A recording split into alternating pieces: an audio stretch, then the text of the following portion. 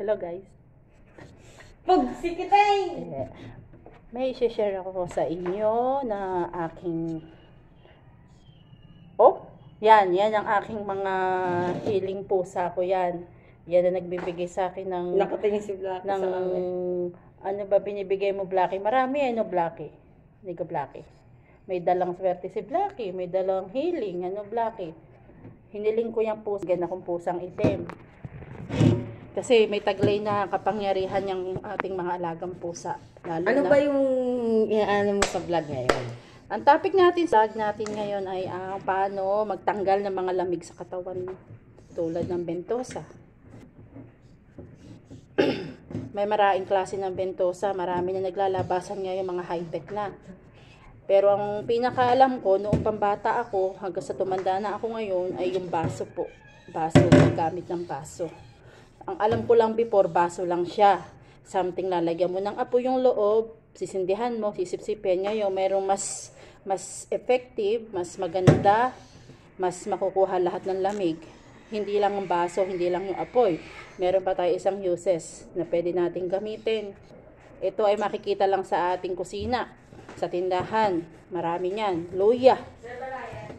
Kailangan ng luya. Ang luya na yan, napaka-importante. Nagtatanggal ng lamig yan sa katawan natin. Luya, at kailangan din natin ng bulak. The same time, bulak na may ethyl alcohol para masipsip yung lamig sa ating katawan. Yan ang gagawin ko. Yan ang gagawin kong simula ng aking panggagamot. Dahil sabi ng aking nakilalang manggagamot dito sa Batangas, ilang healer na po napuntahan ko. Nagsasabi sa akin na daw nila yung gabay ko. Yung gabay ko, yung lola ko, na hindi ko naman nakita simula nung bata ako. Somewhere from Samar, nanay ng aking tatay. Hindi ko rin nakita tatay ko, kaya pero alam ko Bisaya sila, lahing Lipata daw ang aking lola, sabi ng aking nanay. Dahil nung sa Bisaya daw siya, nang gagamot na raw po yung lola ko. Hindi ko naman po alam yung istorya na yun, na manggagamot daw yung lola ko doon sa Bisaya. Marami raw nagpapagamot. Lahat naman daw na nagpapagamot doon, gumagaling. Di wala sa isip ko yung panggagamot na yan. Deadma lang. Pero bakit nagtataka ako? Simula nung bata ako, lumaki ako, ramdam ko po na may gumagabay sa akin. Na pag may taong umapi sa akin, may taong nanakit sa akin, may nangyayari pong hindi maganda dun sa tao. Hindi ko alam bakit. Wala naman po ako sinasabing kahit ano. Para po bang sa pakiwari ko may ginaganti ako. Parang ayaw na ako ay nasasaktan, ako ay napapahamak, ako ay nasasaktan ng kalooban ko na wala naman akong ganyang masama sa iyo. Ganun po ang nangyayari na hindi ko maipaliwanag bakit ganun. Hanggang sa napadpad po ako dito sa lugar ng Batangas na naghanap ako ng mga manggagamot na nakadami lang po ako nakilala na halos lahat naman po sila ay magagaling manggamot. Kasi sinasabi nga nila na pag daw nandun ako, may kasama daw ako. Meron daw nakasunod lagi sa akin, nasa tabi ko. Yun daw ay yung lola ko. Hindi ko naman nakikita. Pero minsan parang nararamdaman ko na may nakatingin sa akin, may nakatabi sa akin, gano'n. Dahil sa ito na nga po, nakilala ko si Nanay Minda na taga-Kawit, isa rin pong manggagamot. Isang magaling na manggagamot. Sila po ay may mga gabay. Ang gabay, iba-iba po tayo ng gabay. Ang gabay nila, hindi ko alam kung sabi nila, iba-iba po yan eh. May mga engkanto, may mga espiritu, may mga duwende, iba-iba po. Akin naman hindi. Ang aking gabay daw ay lola ko. Lola ko na namatay na, pero isang manggagamot siya. Yun. Yun ang pinagkaiba sa mga gabay natin. May gabay din ng mga guardian angel. Hinagabayan din nila tayo.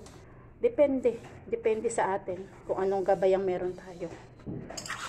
Yun, lola ko nga daw po ang aking gabay. Na ang gusto raw po mangyari ay parang ipapamana sa akin kung paano manggamot. kahit ayaw po natin, kahit gustuhin natin o ayaw man natin, kung talagang nakatakdang dumating yung araw na yan na ikaw ay hilahin na para sa panggagamot, para tumulong ka sa mga tao, kahit talikuran mo yan, talagang para sa'yo yan, darating at darating po yan. Dahil diyan ka yan ang mission mo eh. Yan ang inilaan sa iyo ng Panginoon. Talikuran mo man yan, ayaw mo man tanggapin yan, kusa kang hihilahin yan.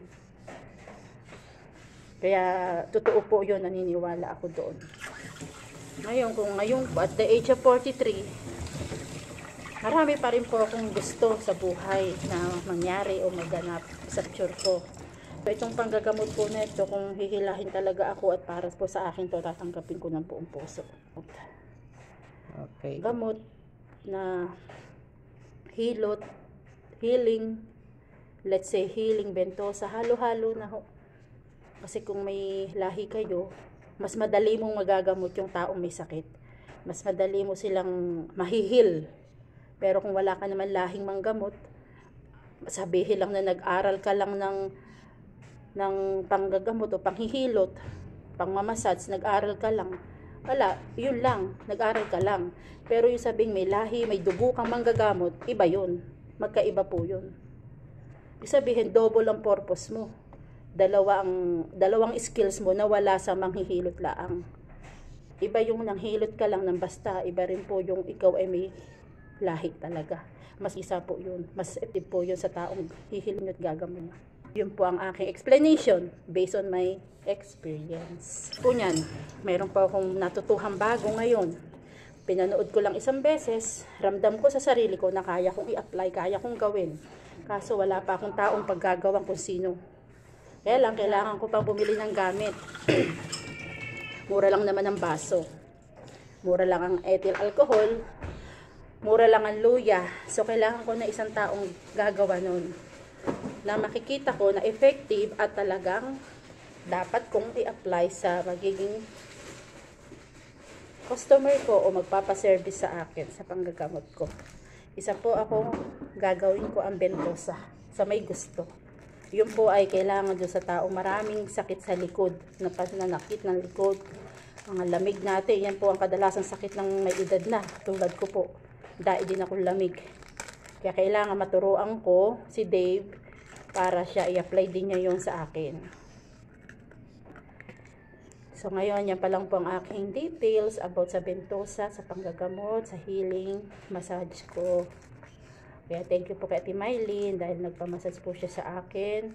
Yung pong binigay po niya sa akin na 200, yung po ay pinambili ko ng pagkain ng aking pusa. Dahil marami ako alagang pusa. Malaking tulong din ng pusa. Dahil na-adapt po niya yung mga sakit natin sa katawan. Magkaubo man tayo, lagnatin tayo, sila ang kumukuha ng sakit na yon. Sa halip na tayo magkasakit, sila ang kukuha. Ina-adapt nila yon. Kaya iniligtas tayo sa kapahamakan ng mga alaga natin pusa. Yun nga lang, tiisin po natin yung tae, yung ihi. Yun, ganun lang. Siyempre may kapalit yun. Inalagaan mo sila. Ang palit nila, yung ililigtas ka sa kapahamakan, sa kalusugan mo. Alagaan ka nila. Through healing, i-heal ka nila. Hindi mo man maramdaman yun, masin mo yun. Kahit sino sa mga may alagang pusa, tanungin nyo po, ano pakiramdam na may alagang pusa sa bahay? Marami ditong may alagang pusa. Maayos daw ang takbo ng buhay nila. And then, hindi sila nagkakasakit, nagbibigay pa ng tanggal ng stress. Ang pusa, ang aso. Yan po, dalawang po na yan.